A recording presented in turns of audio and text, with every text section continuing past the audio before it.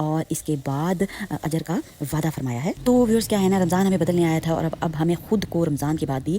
اس ڈگر پر tone کرنا ہے۔ نماز کی عادت نہیں ضرورت بنانا ہے، نماز کو ہم نے عادت نہیں بنانا، ضرورت بنانا ہے۔ قرآن کو وقتی نہیں روز کا ساتھی بنا رہا ہے، اور صدقے کو صرف مہینہ نہیں مزاج بنانا ہے۔ اور اگر ہم نے تھوڑا بھی وہی سلسلہ جاری رکھا تو سمجھ لو رمضان ہم سے گیا نہیں، ہم رمضان کو اپنے اندر لے کر آگے بڑھ گئے ہیں۔ اصل کامیابی یہی ہے کہ عبادت ختم نہ ہو بلکہ دل ہمیشہ اللہ سے جڑا رہے۔ تو ویورز آج جناب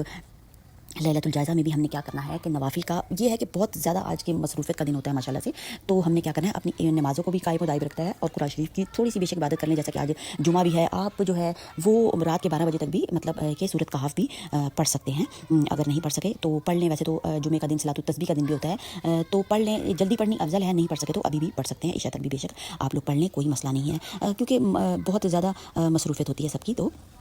پریشان بالکل بھی نہیں ہونا، جتنی بھی تھوڑی بہت عبادت کریں ضرور، اور زیادہ وقت جو ہے وہ بازاروں میں نہیں گزارنا، کیونکہ